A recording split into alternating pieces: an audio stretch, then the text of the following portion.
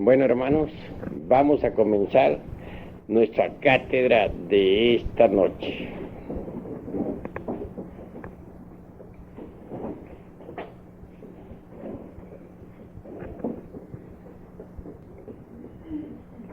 Incuestionablemente, la humanidad terrestre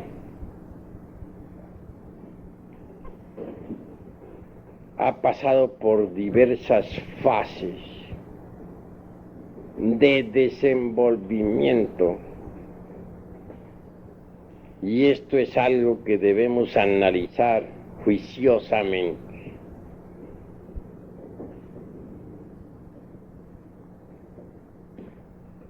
Se habla de la evolución mecánica de la naturaleza, del hombre y del cosmos.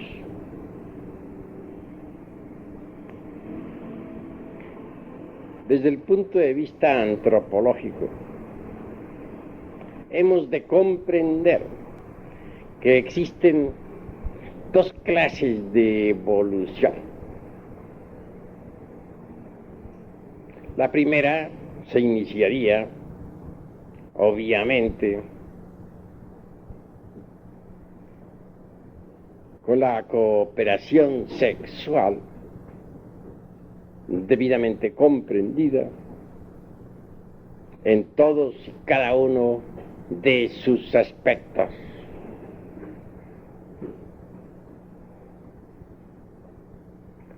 La segunda es diferente. Incuestionablemente, en principio, la raza humana se multiplicaba en la misma forma en que las células se multiplican. Bien sabemos nosotros que el núcleo se divide en dos dentro de la célula viva, que especializa una determinada cantidad de citoplasma y materias inherentes para formar célula nueva. Las dos se dividen a su vez en otras dos, y así, mediante el proceso fisíparo, diríamos, de división celular, se desarrollan los organismos, se multiplican las células, etc. Si en principio los andrógenos se dividían en dos o en tres individuos,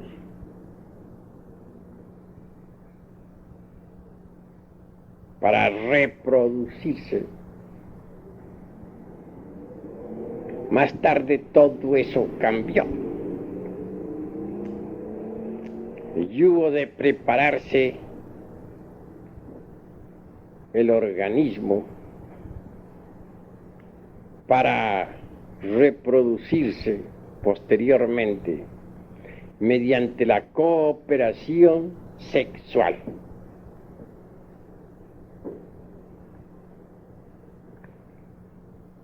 Obviamente, fue en la Lemuria, continente situado otrora en el Océano Índico, donde se realizaron los principales aspectos relacionados con la reproducción. En principio, los órganos creadores, el lingam yoni, no se hallaba todavía plenamente desarrollado.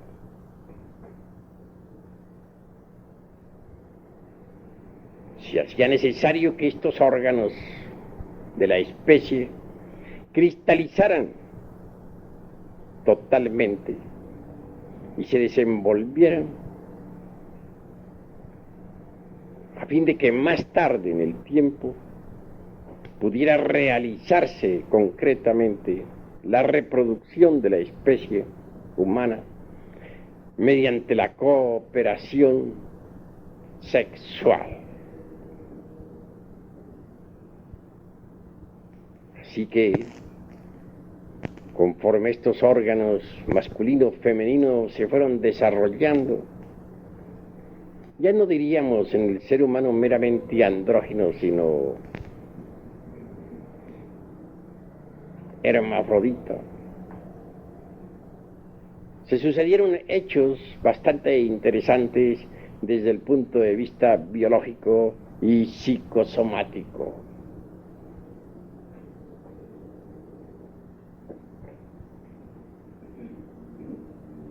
La célula fertilizante, por ejemplo, lograba hacer contacto con el óvulo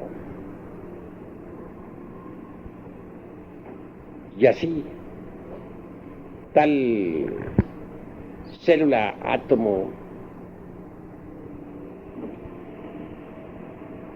se desprendía del organismo del padre-madre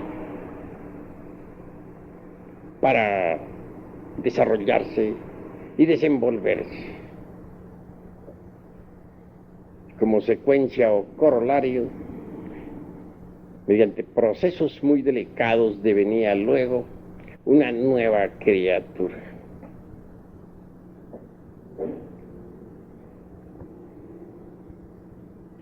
El segundo aspecto de esta cuestión fue también bastante interesante.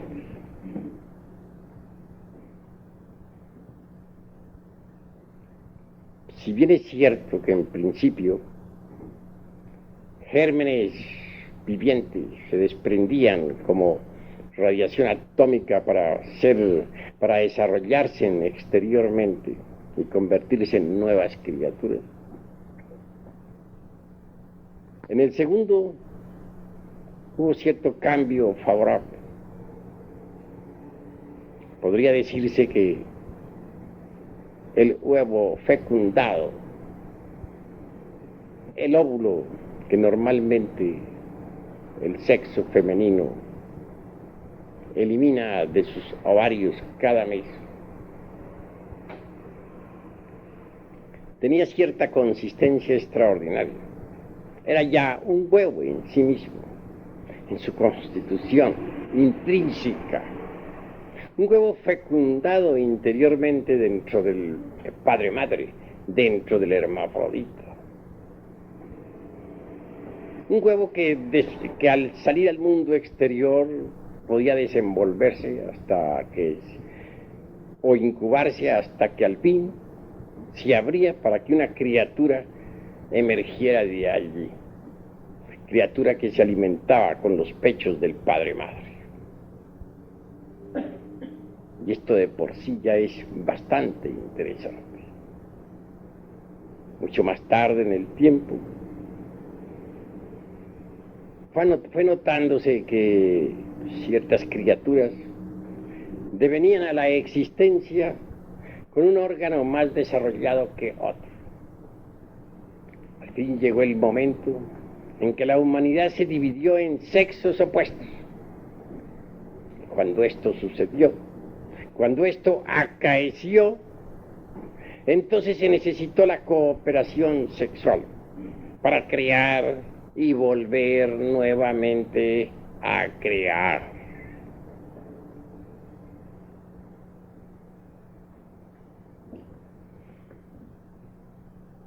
Las genealogías de Haeckel con respecto al posible origen del hombre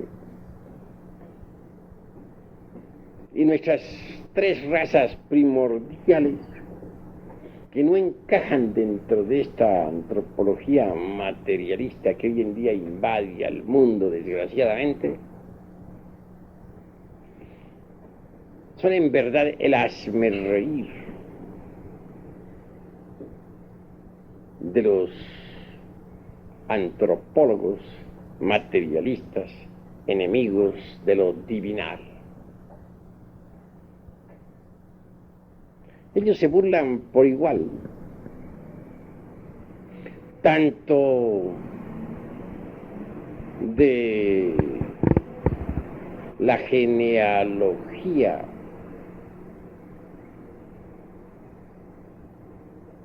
de un Haeckel, de las genealogías, para hablar en plural,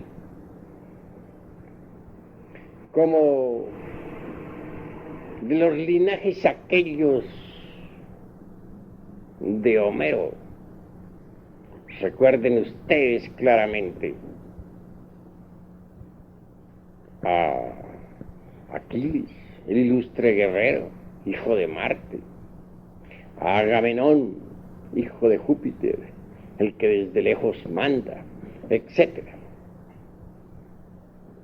Frases o palabras poéticas de aquel hombre que cantara en otros tiempos a la vieja Troya y a la cólera de Aquiles, el guerrero.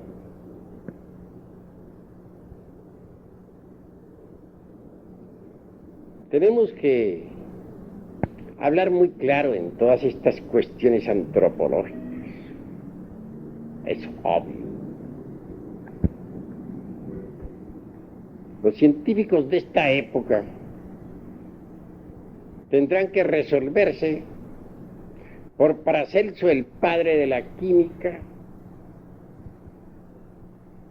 o por el Saussure de Haeckel, el famoso Saussure mitológico.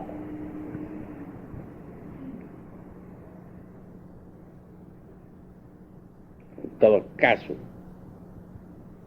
es mucho lo que tenemos que analizar e investigar dentro del terreno exclusivamente antropológico. Si se negara la división de la célula viva o el proceso reproductivo primigénito o primordial, tendría que negarse también, de hecho, la reproducción del monerón o átomo del abismo acuoso de Haeckel, dividiéndose a sí mismo para multiplicarse. La ciencia, en realidad, de verdad, en modo alguno podría pronunciarse científicamente contra ese sistema primigenio de reproducción mediante división celular, es decir, mediante el acto fisíparo.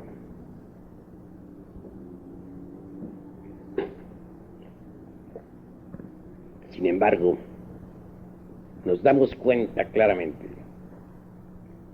de que estas dos teorías expuestas sobre la forma como comenzara la reproducción, ya por medio de la cooperación sexual, o aquella otra en que los órganos creadores deben desarrollarse antes de iniciarse la posible cooperación, es muy discutible y espinoso.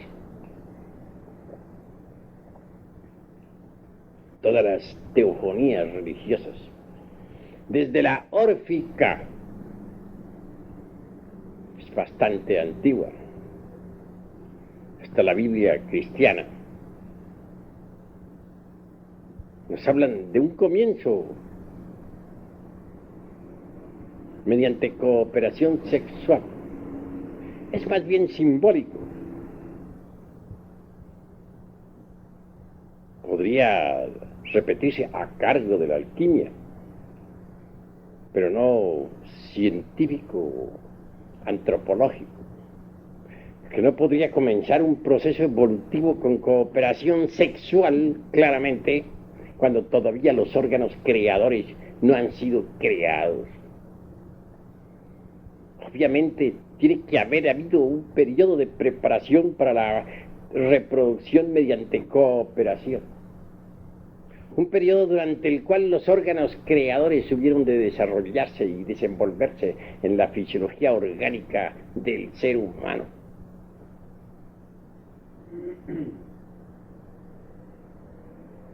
Las escrituras religiosas, tanto del Oriente como del Occidente, han sido muy alteradas, excepto la del Vishnu Purana, por ejemplo, donde se dice que Daksha, después de haber dado a los seres humanos la capacidad de reproducirse mediante la cooperación, declaró, mucho antes que el ser humano pudiera tener esa capacidad, mucho antes que la cooperación sexual entre hombre y mujer existiera, existían ya otros modos de reproducción. Se refiere a etapas anteriores a la formación de los órganos creadores en el ser humano. No llego yo hasta el grado de afirmar en forma enfática que aquellos sistemas anteriores a la cooperación no tuvieran alguna relación con la energía creadora. Pienso claramente que la energía sexual propiamente dicha tiene otras formas de manifestación. Antes de que los órganos creadores en la humana especie se hubiesen desarrollado, tal energía tuvo otros modos de expresión para crear y volver nuevamente a crear.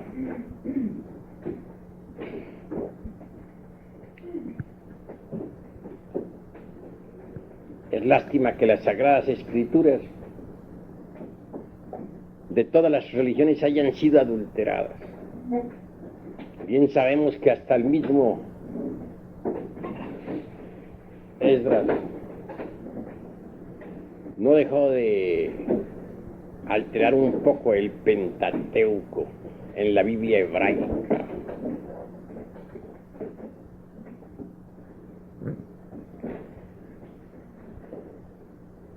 Pero a todas estas se hace indispensable que nosotros sigamos analizando y reflexionando dónde se desenvolvieron las distintas razas. Ya hemos dicho muchas veces que eso del noepitecoide resulta bastante absurdo, lo mismo que su sinocéfalo con cola, el mono sin cola y el hombre arbóreo, cuestiones de mera utopía que no tiene basamentos de ninguna especie. Ya nos reímos bastante sobre el Saussure mítico de Haeckel, aquella especie de chango con capacidad ablativa, algo así como el eslabón perdido entre el mono y el hombre.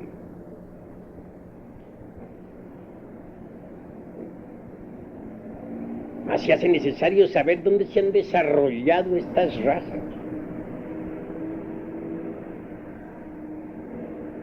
¿En qué escenarios se han desenvuelto estas evoluciones e involuciones de la humanidad? Eso es lo que necesitamos realmente conocer. Porque sería imposible desligar a las razas humanas de su medio ambiente, de sus distintos continentes, de sus islas, de sus montañas, de sus escenarios naturales. Llama, sí, como ya dije en otra ocasión, muchísimo la atención, a pesar de que hubo enormes reptiles en el Mesozoico, sin embargo, todavía viva la humanidad, mientras que aquellos ya desaparecieron de la faz de la tierra. ¿Cómo es posible que todos los monstruos antidiluvianos hayan perecido y que la humanidad siga viviendo? Hemos puesto mucho énfasis en ese asunto y se hace necesario pensar un poco, o bastante.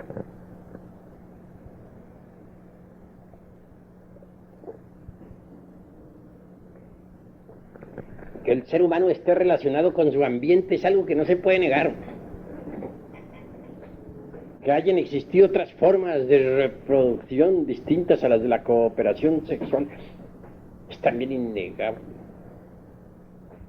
Pero conviene conocer algo sobre el ambiente donde se desarrollaron las distintas razas.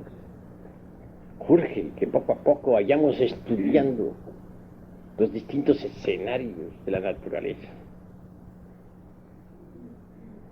No negamos en modo alguno que hay hechos que los astrónomos verdaderamente no conocen.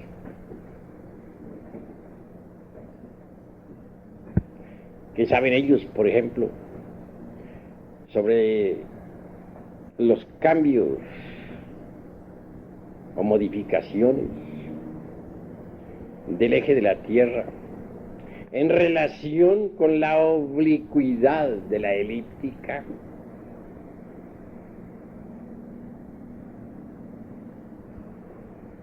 Laplace, aquel que inventara su famosa teoría, que hasta hoy existe, afirmando que todos los mundos salen de sus correspondientes nebulosas, hecho que nunca ha sido comprobado.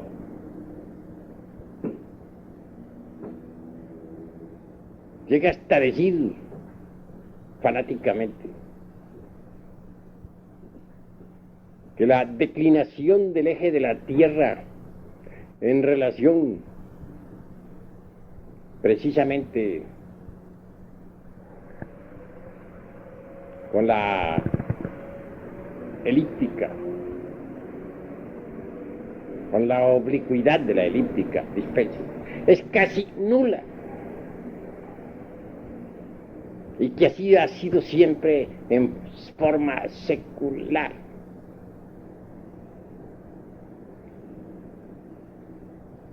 La geología incuestionablemente está en contra, hasta cierto punto, de estos conceptos de la astronomía. Claro que la desviación del eje de la Tierra dentro de la oblicuidad de la elíptica, o la inclinación, para hacerlo más claro, implica periodos, dijéramos, glaciarios, que se suceden siempre a través de las edades.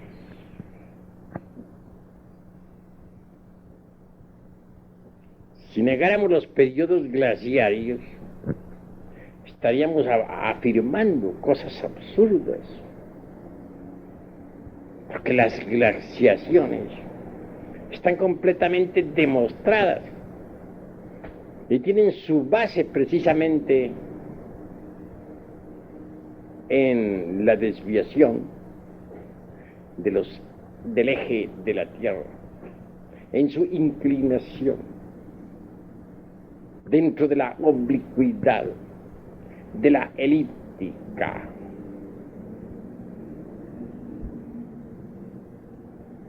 Así que está demostrado con entera claridad mediante los estudios geológicos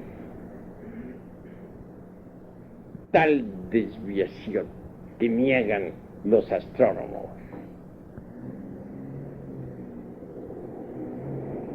Geología y astronomía se encuentran pues opuestas en esta cuestión. Hay pruebas de tremendas glaciaciones. Ya Magallanes anota determinadas épocas de calor o trópico en el Ártico,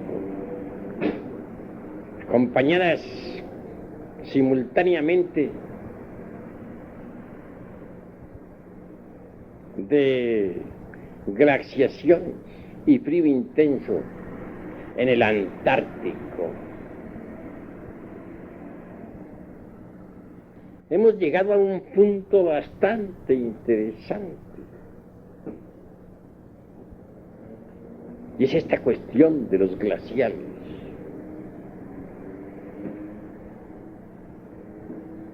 Parece increíble que en el sur de la Europa y en el norte del África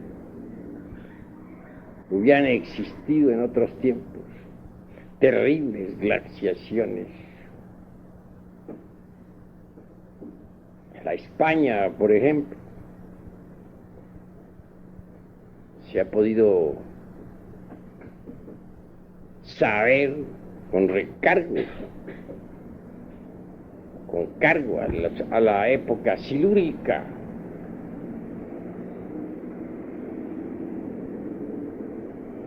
que existieron glaciaciones tremendas.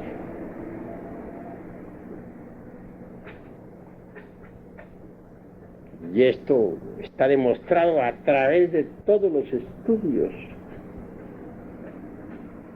de la paleontología.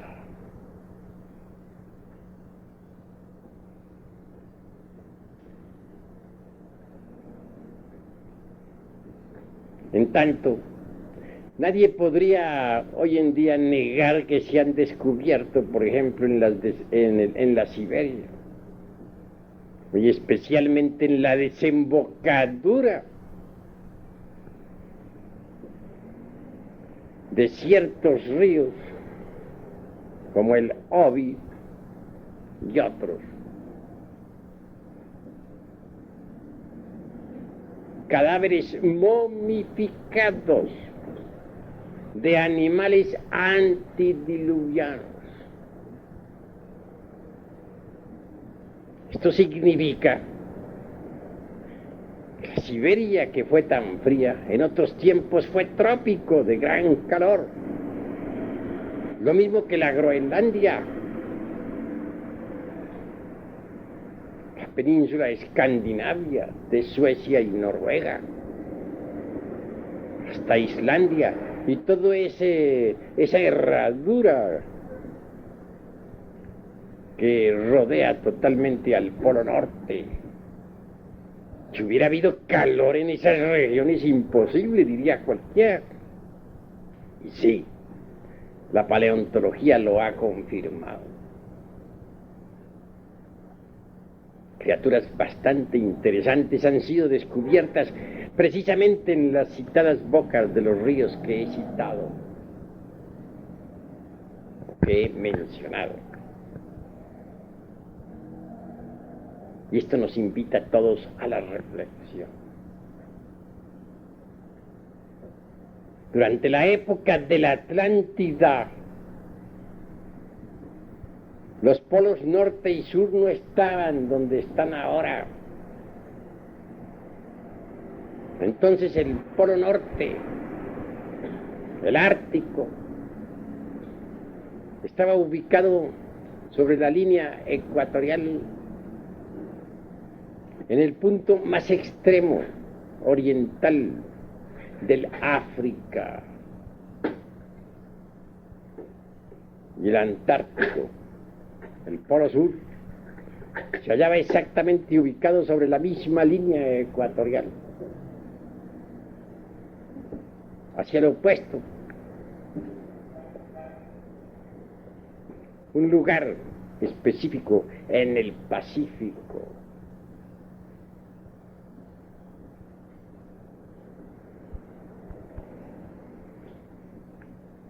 Ha habido pues cambios tremendos en la fisonomía del globo terrestre. Los verdaderos mapas antiguos son desconocidos para los sabios de esta época. Pues en las criptas secretas de los lamas en los montes Himalayas hay mapas de la tierra antigua, mapas que demuestran que nuestro mundo tuvo otra fisonomía en el pasado. Pensemos en Lemuria, ese gigantesco continente, ubicado entonces en el Índico.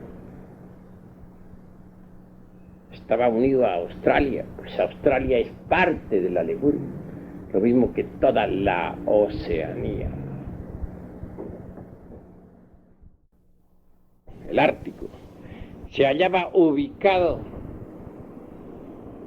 en el punto más oriental sobre la línea ecuatorial del África. Todo era diferente, distinto, completamente distinto. Por aquella época acaeció un glacial de esos terribles. Esa glaciación se proyectó precisamente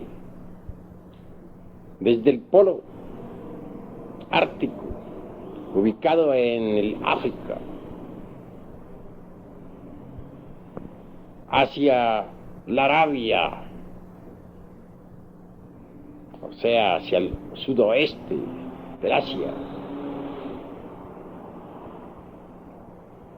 Y también cubrió completamente, o casi completamente, a la Lemuria.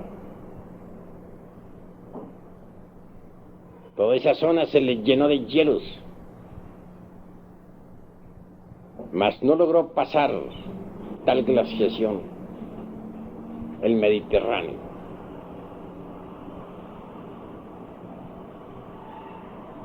Resulta pues interesante que hay épocas en que nuestro mundo Tierra pasa por tales glaciaciones, en que el hielo invade determinadas zonas, en que mueren millones de criaturas. Y todo eso se debe realmente a la inclinación del eje de la Tierra en relación con la oblicuidad de la elíptica.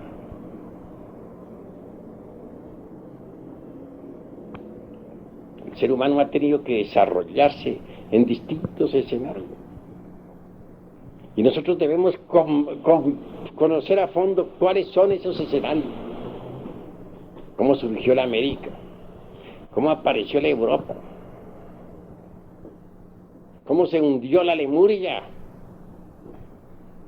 cómo desapareció también la Atlántida. La Lemuria fue aceptada por Mr. Darwin y existe todavía en el fondo del océano Índico.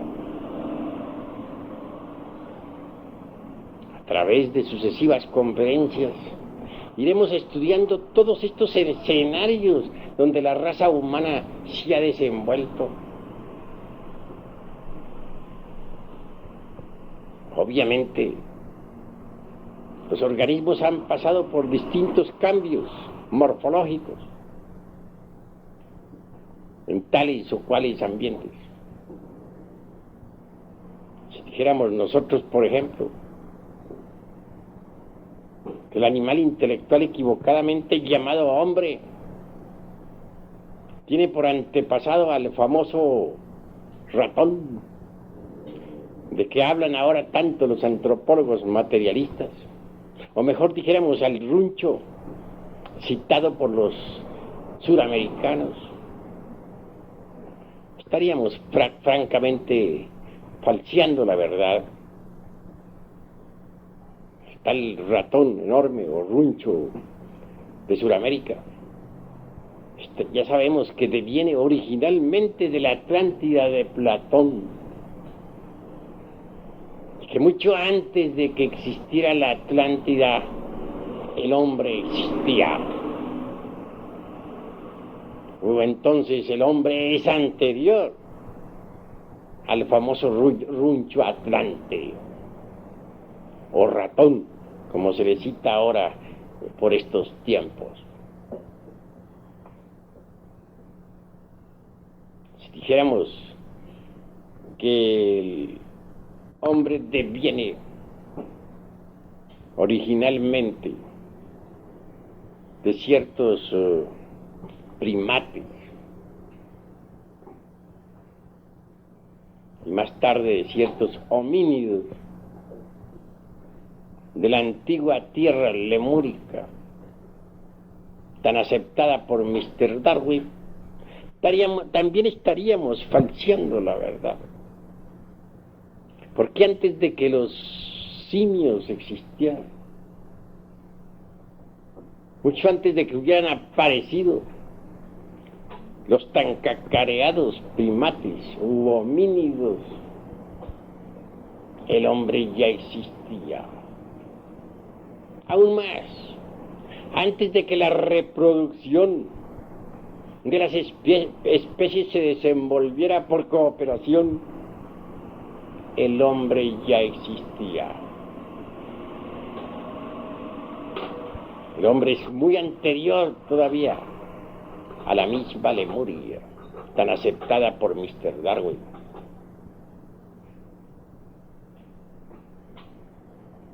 Obviamente, tenemos que reconocer esta raza humana que ha sido estudiada en forma, dijéramos, superficial por los antropólogos materialistas, y que ha pasado desde los tiempos monolíticos por las etapas del Eoceno,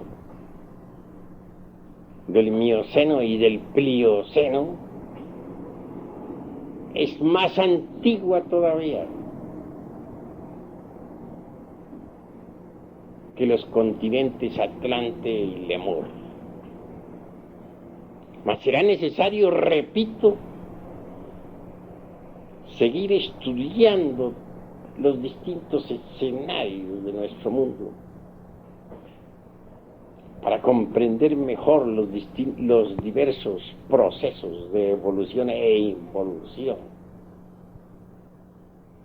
de las distintas razas humanas. Por de pronto, quiero decirles que nosotros los gnósticos somos firmes en nuestros conceptos, y que si se nos pone a escoger entre un Paracelso como padre de la química moderna o un Haeckel como creador del famoso Saussure mítico, francamente nos resolvemos por el primero, por el gran sabio Paracelso. Hasta aquí mis palabras por esta noche. Paz inverencial.